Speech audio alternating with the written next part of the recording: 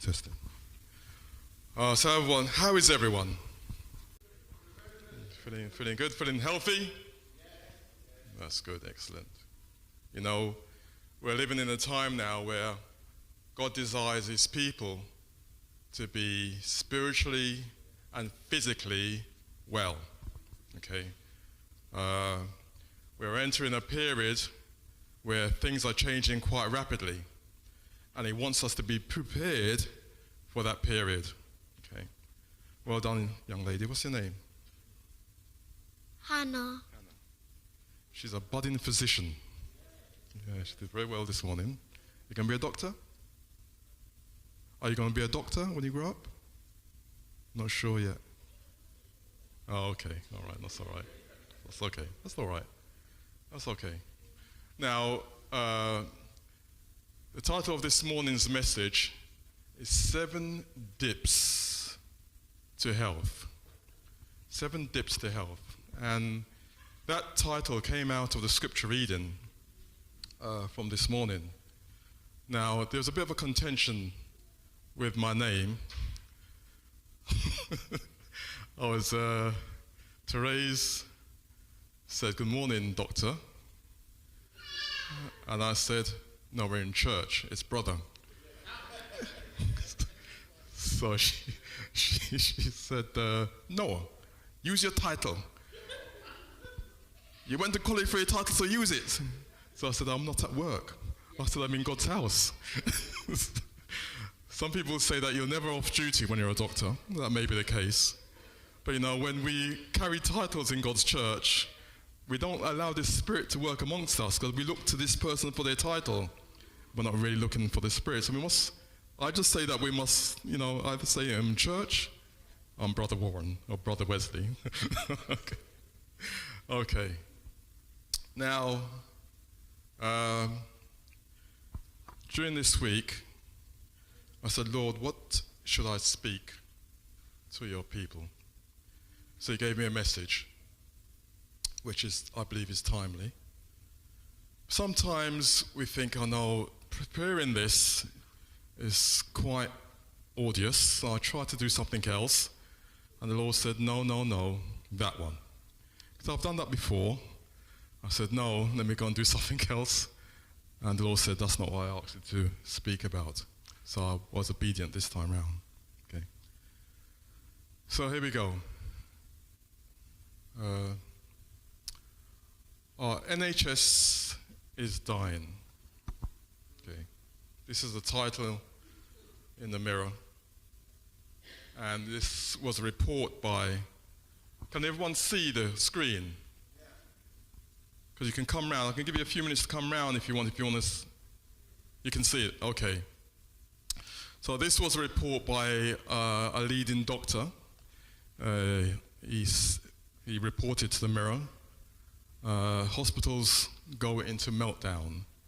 Our National Health Service is dying.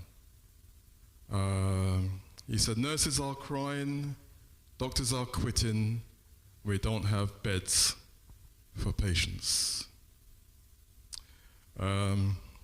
Just a few months ago at work, I referred someone to the hospital, which I would believe would be a few weeks before he was seen by the specialist, which I referred him to.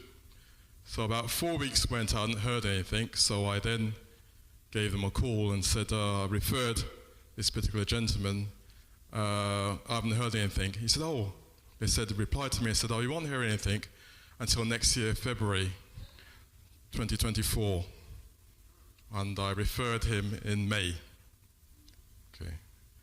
Again, I referred someone for an ultrasound scan, and usually, I would say before the pandemic, when I would refer for this specific scan, it would be about a week, 2 weeks at most.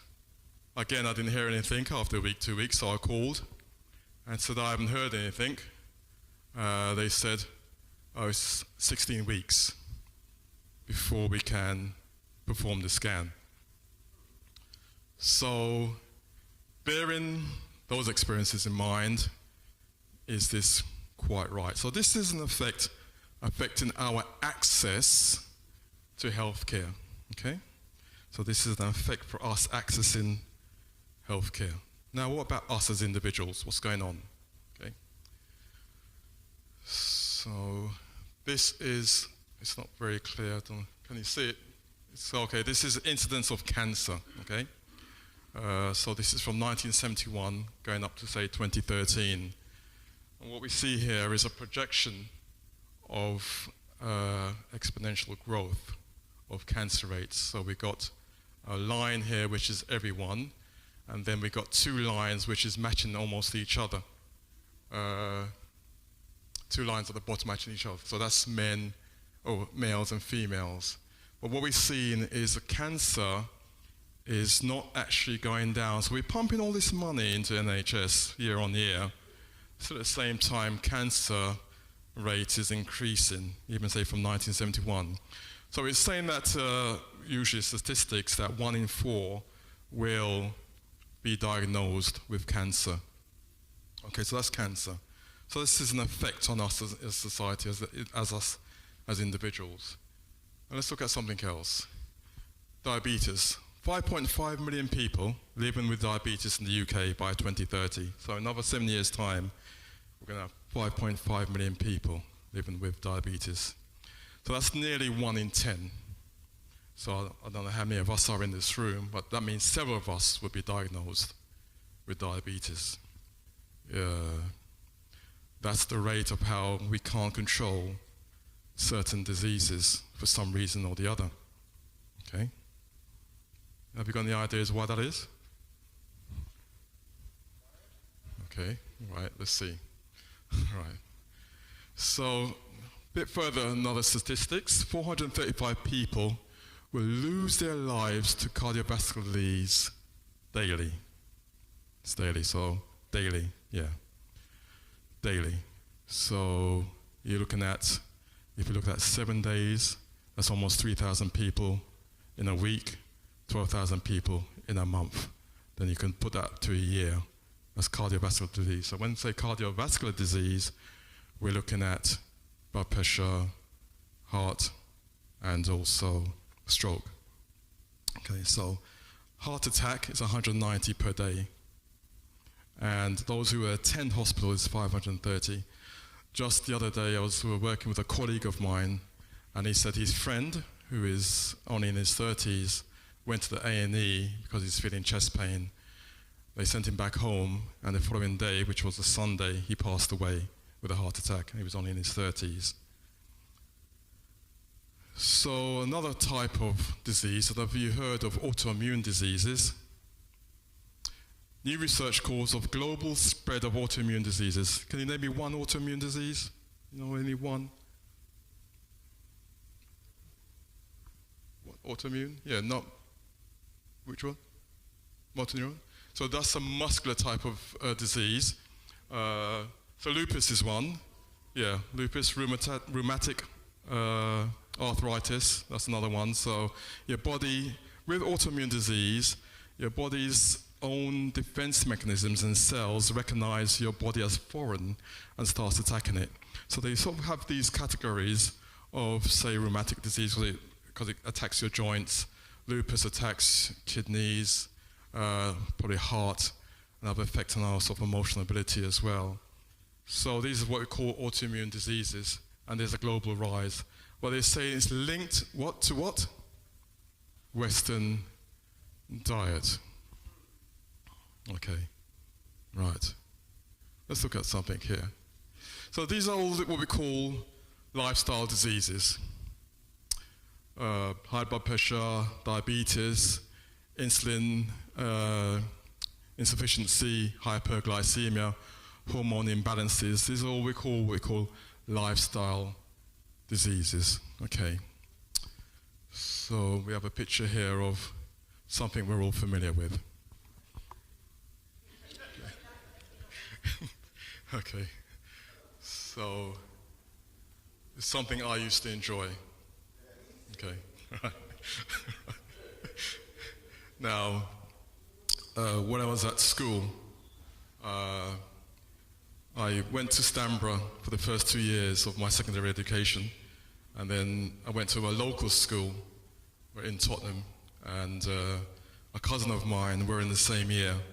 So Monday evenings I used to go home with him, and his mum cooked what you call a tasty chicken.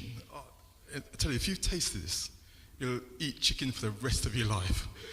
It was so nice, so succulent.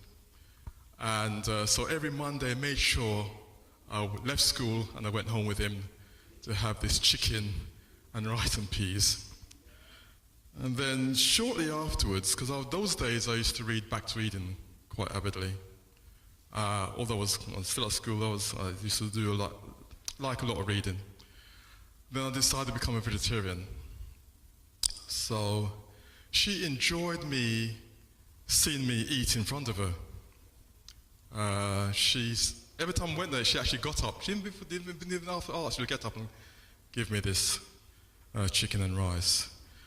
So now, being a teenager, I just didn't know how to tell her that I'd become a vegetarian. So she got up this same evening and she said, "You ready for your chicken, Wesley?" So I said, so she was halfway to the kitchen, to the door, and I said, I'm a vegetarian now. And she started laughing. And then she turned around and her face went straight, and she knew I was serious. So she came straight up into my face. I said, "Stop the stupidness. Nothing to 'em." Because she knew I didn't eat pork. She thought I was saying that there's something wrong with chicken from biblical standpoint. I said, "No, I'm going to come back to this though, okay?" So I'm just saying that I enjoyed a piece of chicken previously in my early childhood. I'm going to ask you a serious question about this though. So pay attention, okay? Now, this is another type of dish which we're all kind of familiar with. Dumpling and fried rice. Very tasty. Yeah.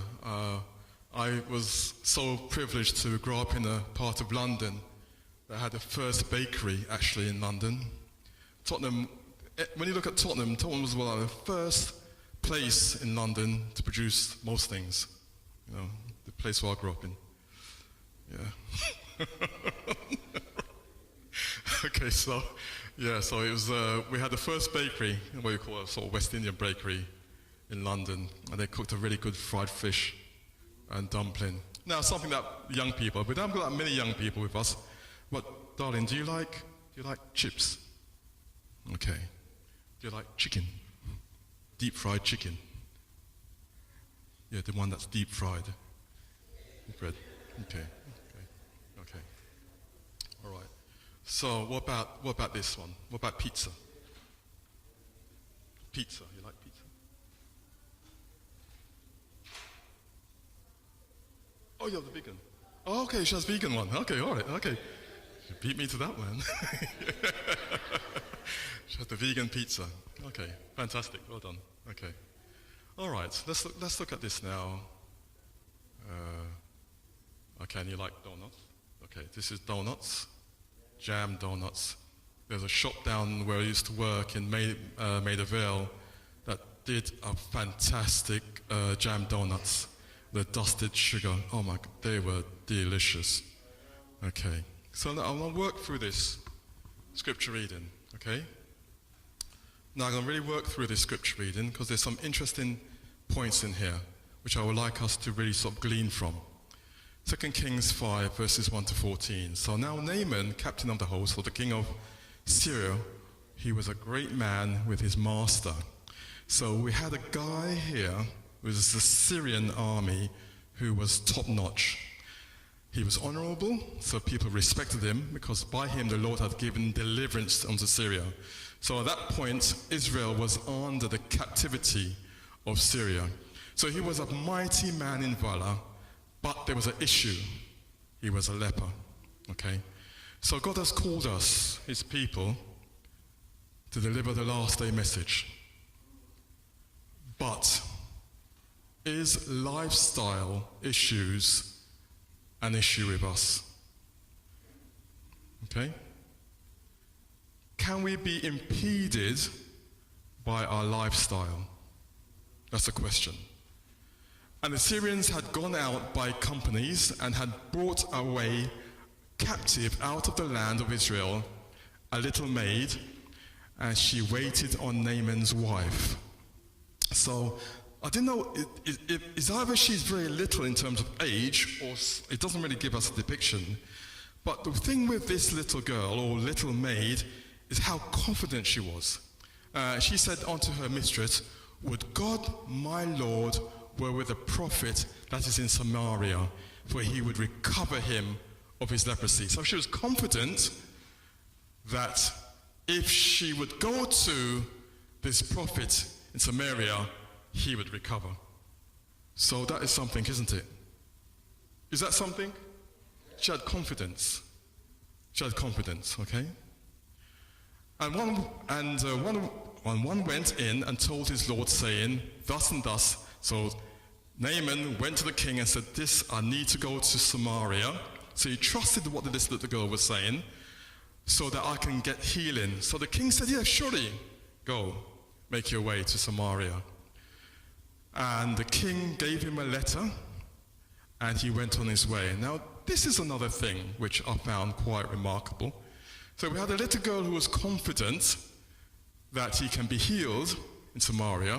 But when he got there, the king was quite upset when he read the letter, saying, "Am I God? Can I heal? Can I make life?" So you have a king in the same place where you have a prophet who quivered at the news that, or read this letter, that this man wants healing. He didn't really want it from him, but he couldn't even direct him to the prophet. So we had a little girl who couldn't direct him to the prophet, but the king himself couldn't direct. So he rent his clothes, and this is where Elisha heard what happened and said, "Let him come to me." So this is another thing now. When the king went to Elisha, Elisha never came out of his house. He stayed in there and gave him a command. He said, "Go and wash in Jordan." Has anyone been to Jordan? Anyone been to Jordan? What did you think of it? I couldn't believe Jordan that displayed in the Bible. So when he said Jordan, obviously that's many years ago, but I can probably understand when he was sort of saying, "Oh, Jordan, I've got better rivers where I am from Damascus." Because when you look at the Jordan River, you think, is this it? Is this really Jordan? It makes you wonder if they kind of made it up and they just found some sort of little stream and called it Jordan. So he said, "Go and wash 7 times, and thy flesh shall come again to thee, and thou shalt be clean." But Naaman was wroth. And I can understand it, because he came thinking that he was going to get healing, so he was wroth. And he said, "Isn't there better rivers in Abana and Pharpar in Damascus?" But his servants came near to him and said, "Now do as what the prophet said." Now, supposing the prophet, he said, "I'd ask you to do something big," when you have done it. So now, with us, it's easy for us to want something there and then, isn't it? So we prefer to have a pill that fixes the problem than actually do something of ourselves. So if we have a pill for losing weight, that's better than trying to lose weight for ourselves. If you get my picture, we want a quick fix here and then, now and then, just a quick fix. We don't really want to work for it. So this is the mindset of Naaman. I thought he was going to come out, put his hand on me, and say, "Be clean." But he told me to no, go and wash in some dirty river. Well, I don't know if it was dirty those times. Then went he down and dipped himself 7 times in Jordan, according to the sayings of the man of God. and his flesh came again like unto a flesh of a little child, and he was clean. Okay. So a miracle was wrought there. Now, do we have anything similar? Do we have anything similar in terms of 7 things that we can do to improve our health? We do. Yeah, we do. As in one's. Okay, before I ask that question, let me go here. We do. Okay, that's fine. Okay. So we got 8 laws of health, and we can say this is similar to, because the trust in God, we got 7 actions that we must do for ourselves, and one is just like Naaman, he had to trust what the prophet said to him to go to wash in the Jordan. So like us ourselves, we need to trust God that these actions that we do will come good for us in terms of our health. So let's look at nutrition. We're going to work through these slowly, okay? Now we may say that our food should be our medicine and our medicine should be our food. This is Hippocrates, known as father of medicine, and we just need to take that to a certain extent. Okay, now let's look at this. We go back to here. What's wrong with this? What would you consider before you eat before you have a plate of chicken and rice? What would you consider? What things would you consider? Okay. You hate it with a passion, okay. Right. Yeah. Okay.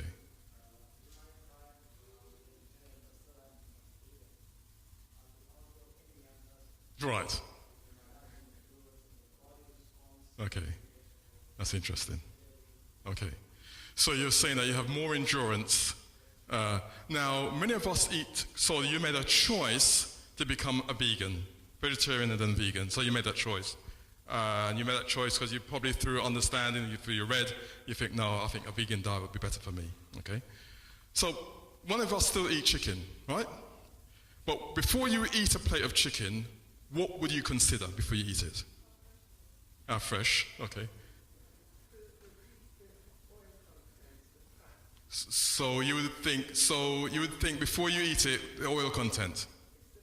The oil content. Who cooked it? Okay. Right. So, all right. That's interesting. So the smell, if it smells good. So if it smells good, it's fine. It's fine to eat. Yeah. So we have, if it's oil content, if it smells good. If it smells good, yeah. Who cooked it? Okay. All right. Is it fresh? Okay.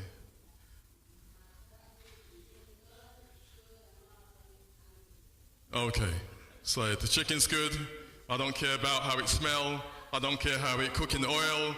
It's done. I'm having it. Okay. All right then. Is it organic? Okay. Now there's something that's missing that I thought you'd all say to me, or at least one person would say to me before they start eating chicken. Okay. This is the thing, right? How was it slaughtered? That's a key question, really. No, we don't think. And the reason why we don't think that deep, did you get that? How was it? The reason why we don't think that deep is because we know it'll be an issue. If it's going to be an issue, we don't want to think about it. Yeah, so if it's going to be an issue, we don't want to know. It's true, it's a conscious, a subconscious possibly, that if it's going to be an issue, we don't want to know. So really, the big question before we have a plate of chicken, we should really ask ourselves, how was it slaughtered? Yeah? Okay then, let's hold what you're saying. Hold what you're saying, because this is not about me or what I'm saying. Okay, all right, just hold it. So I just got charged to say we won't eat anything if we think about how it was slaughtered. Okay, it's got nothing to do with me. Okay, well, hold on. Wait a minute. Wait a minute. You eat it the same way? Okay, all right then. So it doesn't matter how it was slaughtered. Okay, all right. Let's look at this then, all right? This is how it's slaughtered. This is the majority of chicken, how it's slaughtered. So the majority of poultry, chickens, hens and turkeys in the UK are now killed using gas. There are a number of different types of gas killing systems and gas mixtures that may be used.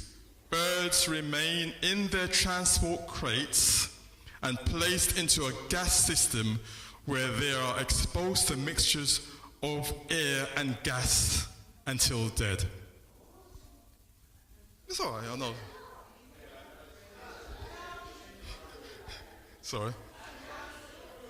Okay. That's right. Okay. All right. Okay. So, okay.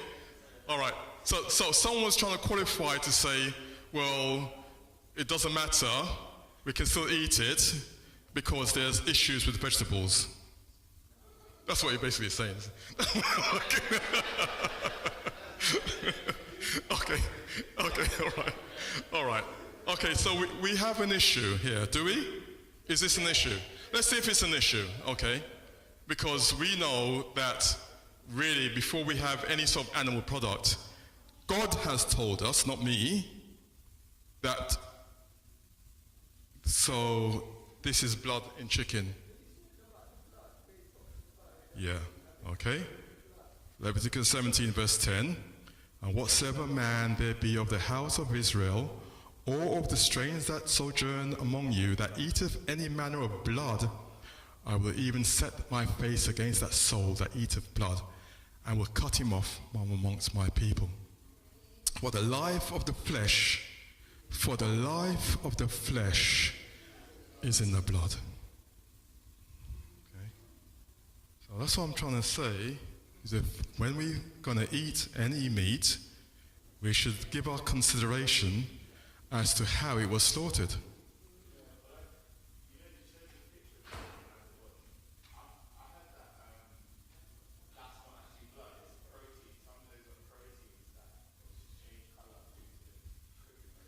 Okay, so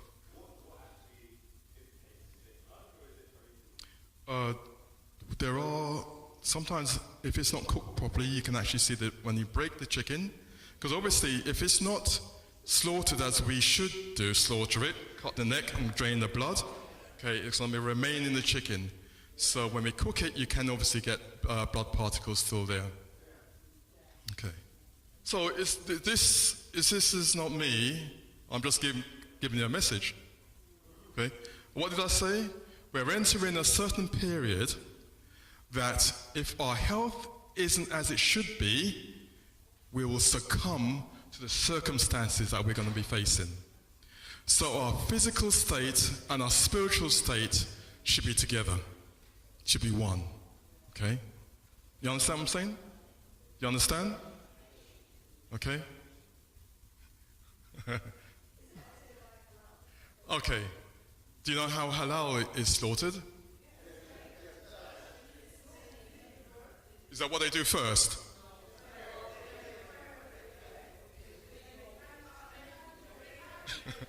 Okay. All right. You know how they kill it? It's shocked first. They shock it first in water. So it's going through on its legs, shocked, dead. They didn't slaughter it first, not cut first, it's shocked. Then after it's shocked, dead, they then cut the neck, drain the blood, and then pray at the same time. So the killing isn't the slaughtering of the neck and draining the blood.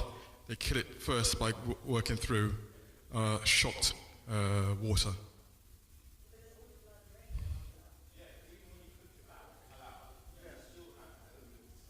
Possibly, because of the way it was, yeah. Do you know why they slaughter it like that? Because of humane, yeah. European, yeah. Yeah. Okay. Right. So this is something that we just need to think about. Yeah? This is just something that we need to think about. So I'm just leaving it there. I've got a message, I'm giving it. Okay. Right. So it's just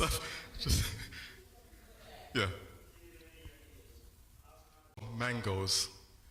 So I said, really, no, if I really eat anything else. So I was looking at the mangoes.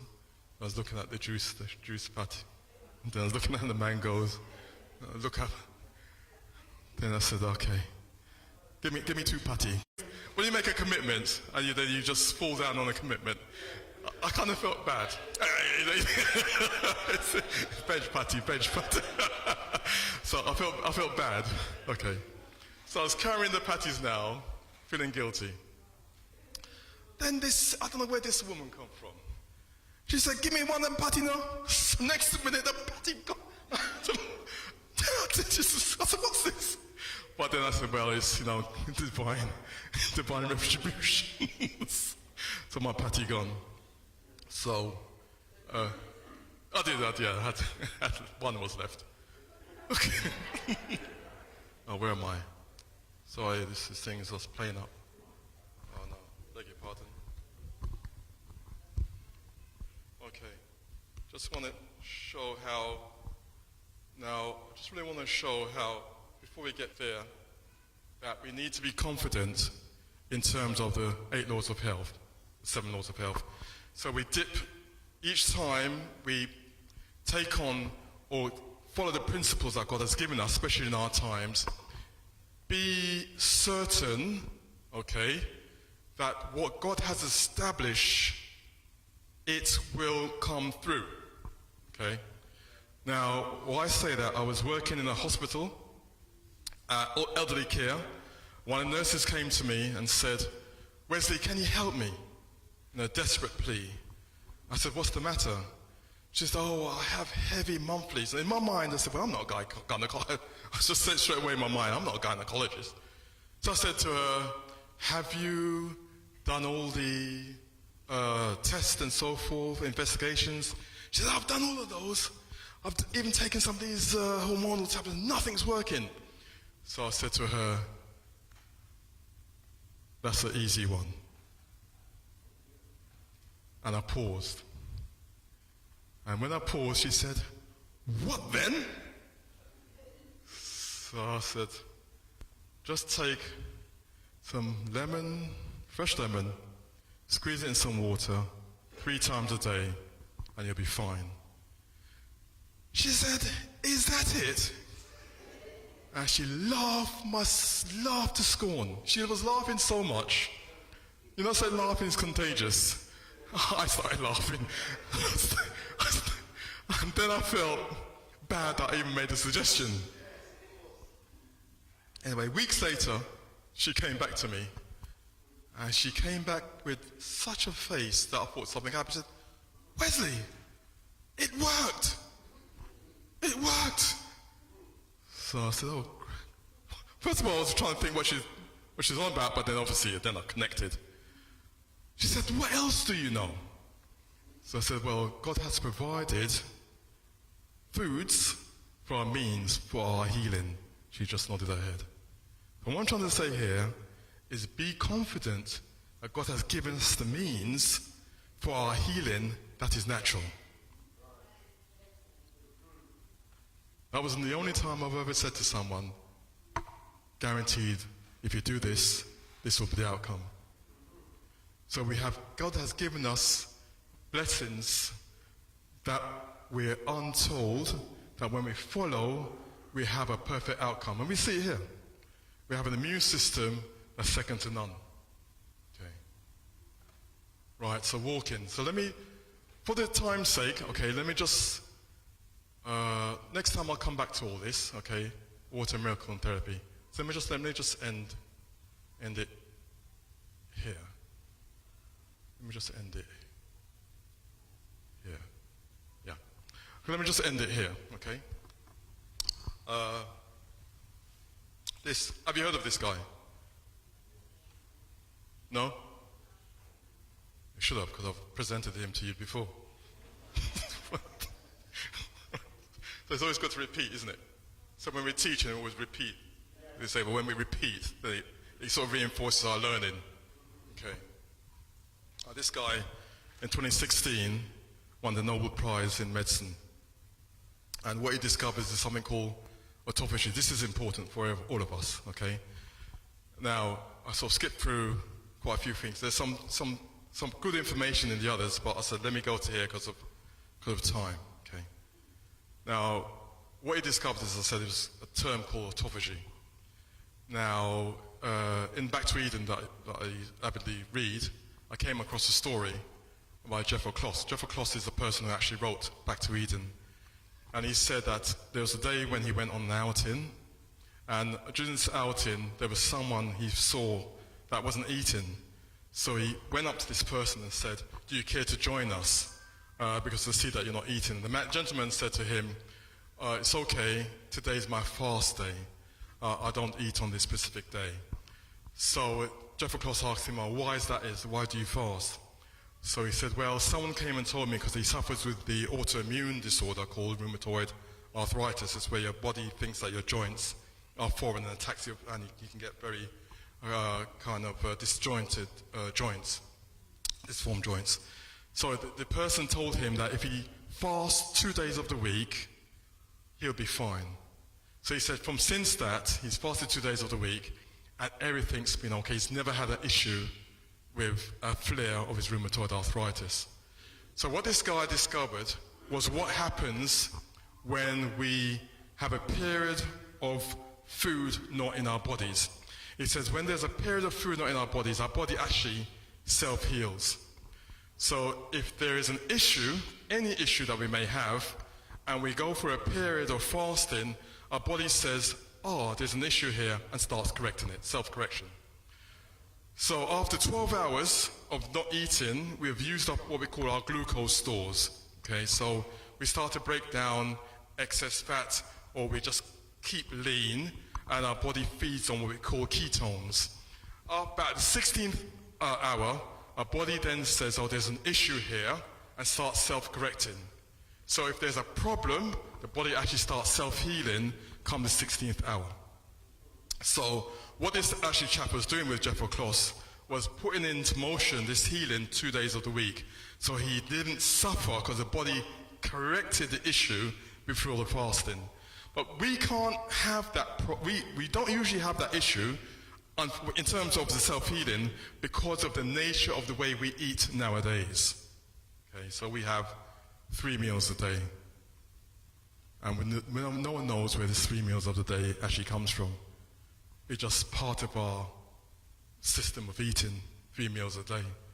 But when we have 3 meals a day, we don't give the opportunity for our body to self-heal. Okay. So really, 2 meals a day is sufficient, and we have 2 meals a day, we have the self-healing mechanism can kick in. Now, I could go a little bit more detail, but for time's sake, because I know we're hungry, there's some chicken in the...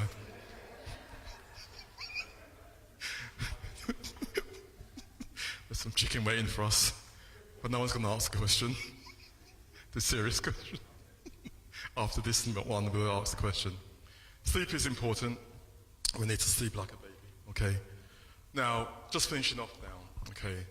There's a place these were studied by the National Geographic Center, and they found that all these places here, these 5 places, they have a way of living that keeps them long and healthy.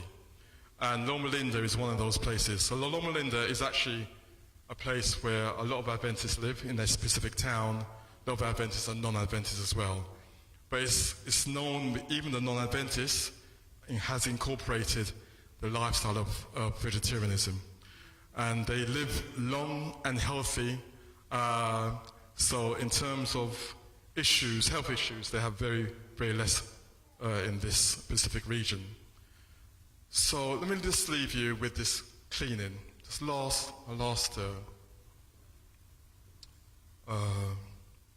just to give you the confidence, okay? This is, what I'm trying to do here is just to give you the confidence that God is leading us if we implement His principles, okay?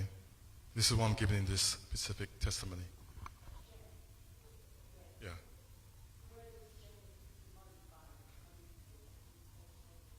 Okay, so that is I've got a presentation on genetically modified and vegetation and what the issues are. I do have a presentation that I've done it previously at other churches. Okay, so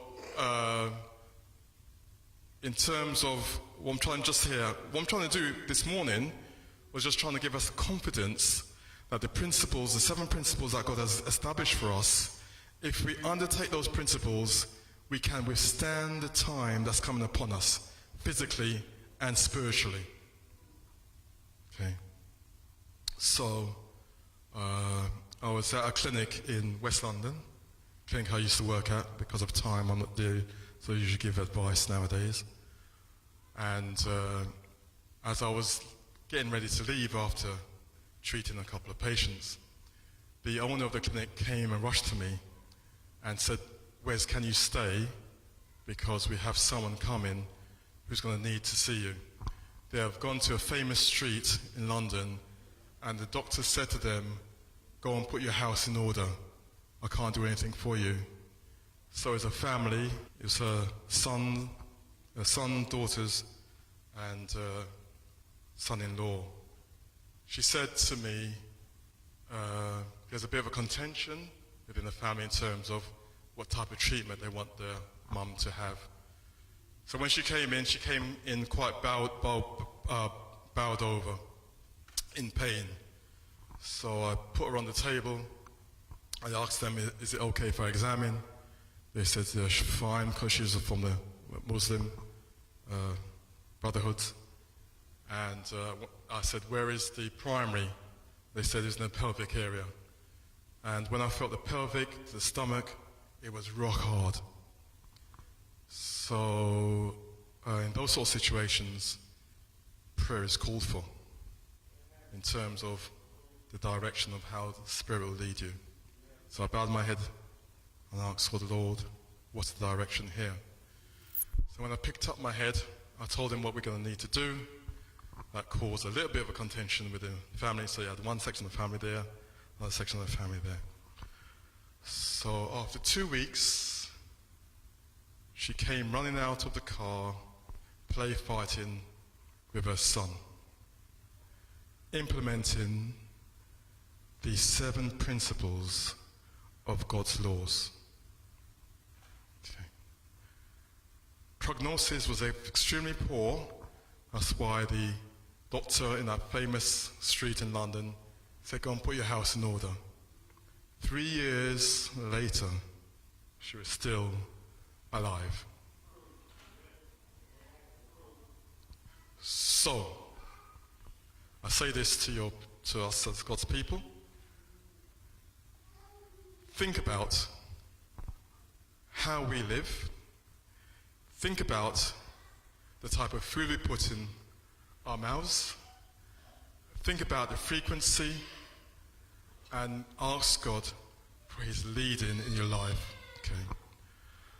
Another time I will do, because I've upset a few people. Okay. Some people seem to be a bit disgruntled about the chicken.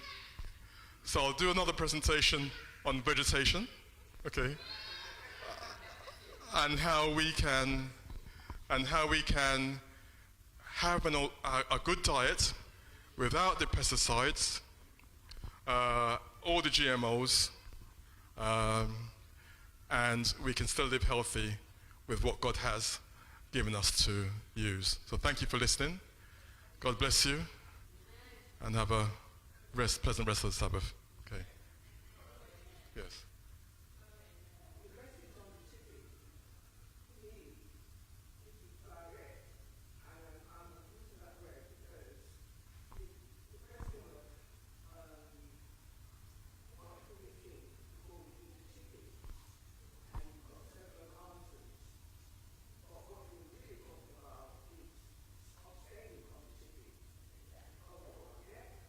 Well, I didn't say abstain from it. I said this is a thing that we need to think about in terms of when we're going to eat a chicken. I think we need to think about how was it slaughtered. Because we know that within scriptures, God requires that when we eat any animal that is slaughtered in a certain way, because the life of the flesh is in the blood. So we know from that we should be really thinking about, because as I said, the farm industry now, so the agriculture and also our meat industry is gone way in a direction that we need to really sort of be thinking about how we look after ourselves. Okay, so what I'm saying here is just we need to think about how it was slaughtered before we eat it. So if that means that you want to become a vegetarian, that's fine. That's probably good, but then still at the same time we need to consider our nutrition. That's important as well, how we become sort of physically fit with a sort of vegetarian diet. Okay, great. Thanks for listening. God continue to bless us all as we see His coming fast approaching. Thank you.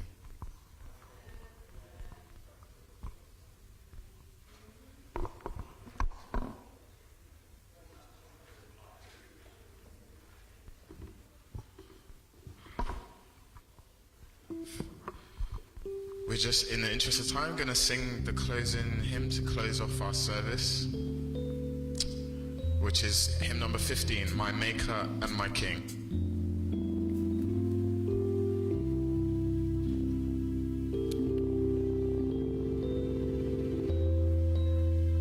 Oh yes, thank you, Auntie Val. Please stand. I was still thinking about the chicken, sorry.